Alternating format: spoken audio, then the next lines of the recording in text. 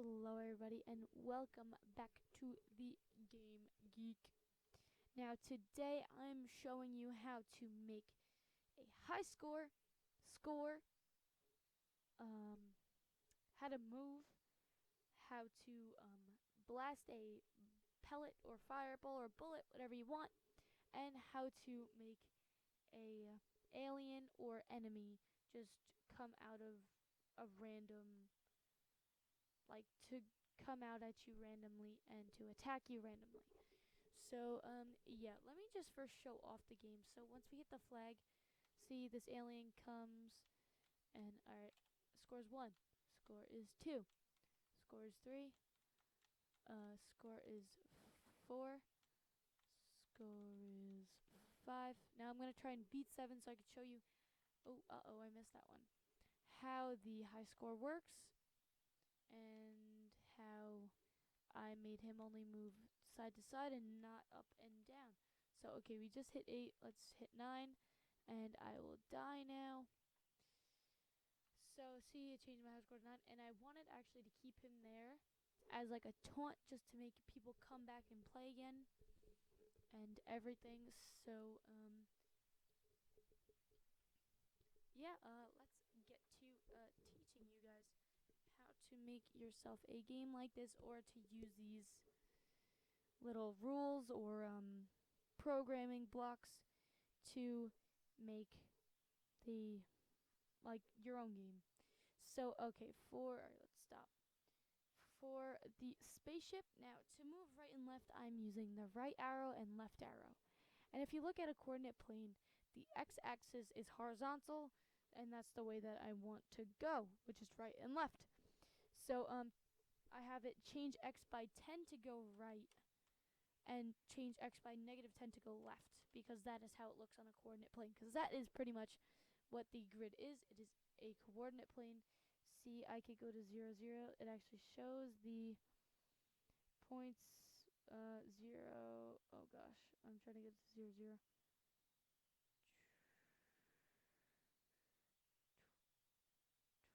Alright, so I got to 0, 0, and so now that is your origin. Oh god, I moved it.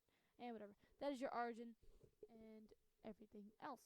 So I have them when flag is clicked so that right away it actually moves right and left and whatever. So now I have a forever loop because we want it moving forever for however long you're playing the game, forever. And yeah, so now we dragged the if then statement from control right here over. Then we went to sensing, and if that key is pressed on your keyboard to do whatever is stated here, and that is in motion, and change x by, and now we're doing the change x by so that it's actually adding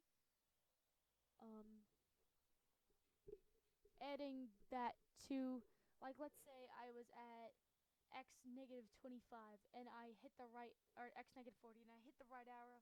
Now I'm going to be at x -30, so I'm moving right 10 and 10 10 10 10 if you hold it down. And yeah, so that is practically the same for the left arrow, is that I'm just moving up. I'm adding -10, which means that I'm actually subtracting 10. That's math rules, whatever. And yeah. Um, so this is for to switch the backdrop to stars when you start the game, so that it switches the backdrop, and to show the spaceship at the bottom. And now when it goes to backdrop 1, which is when you lose, I want him to hide so that you don't see him, the spaceship. And now this is for to know when the game is over.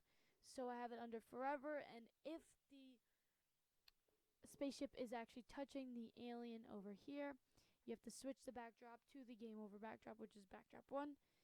And this finally set of code, well, blocks, whatever, is to set the score to 0 right when you start, so that like you're not just adding on to your previous score. Okay, now let's go to this sprite. Now for when flag is clicked, forever go to spaceship image. Now that is so that it follows the spaceship around and actually comes out of the spaceship. So yeah. Now I have it. Let's go here. When thing is showed, when flag is clicked to show, because obviously I have it stated here that when it switches to this backdrop, it goes away. So I wanted to show when I actually want to start the game.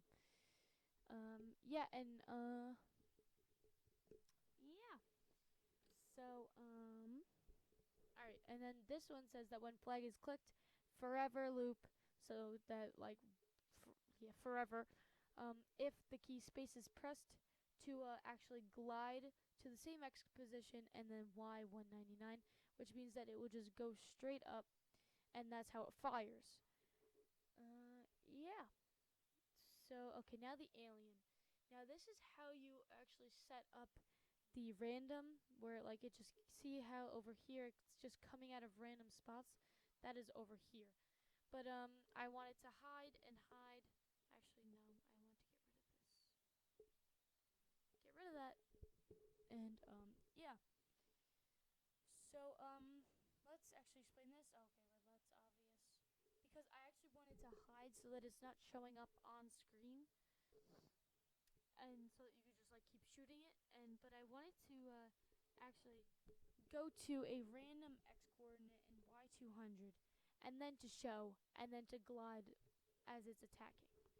So now I'm only doing X random, because if I did Y random, then it would actually just go, and then if it picked a Y random, let's say it picked Y100, so it would actually go and it would actually stop at Y100 and whatever the X random is picked.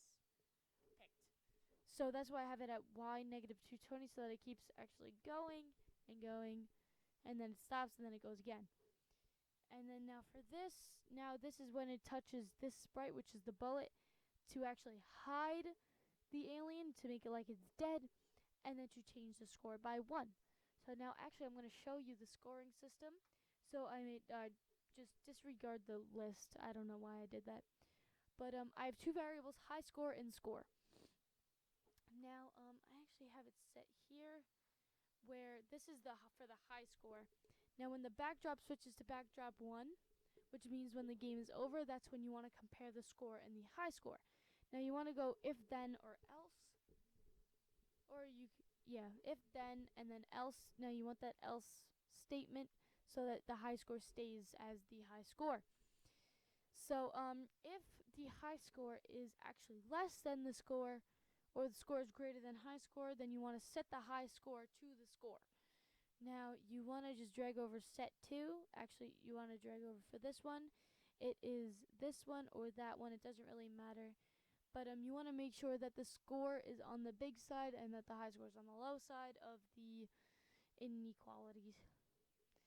And for this one, the set high score 2, you want to just drag this over, set high score 2, and then drag over the score. And then the same thing for that, set high score and then drag over high score. So yeah, and now I showed you the scoring system, which is set score to 0 so that you're not just adding on to your previous score, and to change the score by 1 every time the bullet hits the alien. So yeah, that's pretty much it. It's actually very simple if you think about it. And yeah, yeah, not that hard. Alright, so let's actually play. Oh god. Oh boy. Go here. Okay, start. Let's start. Alright, let's play. Whoa, why isn't space working? Wait, wait, wait. I did something. Uh-oh. Uh-oh, it's not working. Uh-oh, spaghettios. Hold on. I did something wrong. Because, I mean, it was actually just working. It might actually just be a glitch, because this actually does glitch a lot. But, I mean, Scratch is actually nice if you're just starting to do code. And, I actually took a STEM course, over the past year. And it was actually half, drawing engineering, like design and building and all that stuff, and half of it was computer engineering. and since it was broken up to quarters, so for one quarter we actually did Scratch, and then the other we did Code Combat, and I will be doing some videos on that in the future. But yeah, he actually said that most of the time this glitches, and if it's not a glitch, just tell me in the comments below, and I will actually tell you guys how to fix it, because I will probably have come up with a solution by then. But thank you guys for watching. This was the Alien Blaster game, and I didn't put that much design into it, obviously. But yeah, hope you guys enjoyed, and bye bye.